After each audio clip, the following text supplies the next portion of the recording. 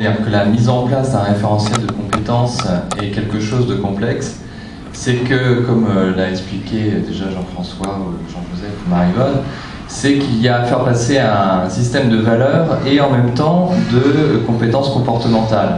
Et là, pour exemple, vous avez le courage managérial qui est une compétence assez courante en ce moment dans les entreprises, qui allie à la fois un sens important en termes de courage, ce qui exprime là un sens fort par rapport au fait qu'il faut faire passer des décisions et faire passer aussi une politique d'entreprise, et managériale dans le sens où il faut pouvoir fédérer, faire adhérer les collaborateurs autour de décisions qui seront prises.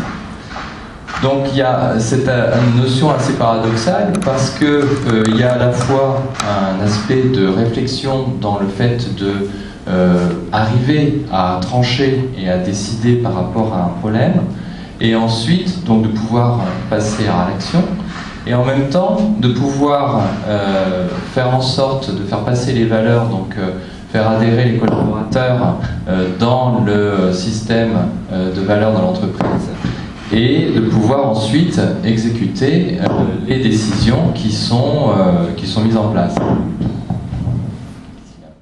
C'est-à-dire où la décision doit être rapide, elle doit être dans un environnement qui va être complexe, et donc avec une prise de risque qui, là, va aussi, par rapport au manager, poser des difficultés pour savoir si c'est telle ou telle ligne qu'il faut mettre en place.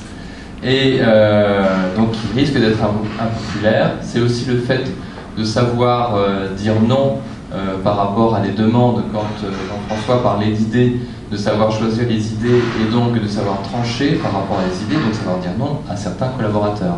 Et donc en même temps, de l'autre, savoir partager cette décision, la faire adhérer et susciter aussi les initiatives donc, des collaborateurs.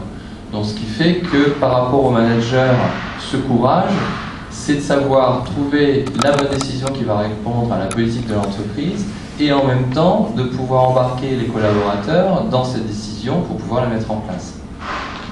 Donc pour vous donner cette illustration du courage managérial. Je vais en passer la parole. C'est-à-dire que le courage, ça peut être Hitler qui a eu le courage de faire ce qu'il a fait, mais est-ce qu'il a eu raison? Est-ce qu'il a eu raison pour lui-même? Est-ce qu'il a eu raison pour les Allemands? Est-ce qu'il a eu raison pour le monde? Mais il a été courageux, il a eu une vision et il a déployé la vision. Bon. Donc attention au courage. Ça dépend pourquoi faire le courage. Donc il faut, oui, du courage, mais il faut une méthode de co-construction de la vision qui n'omet personne.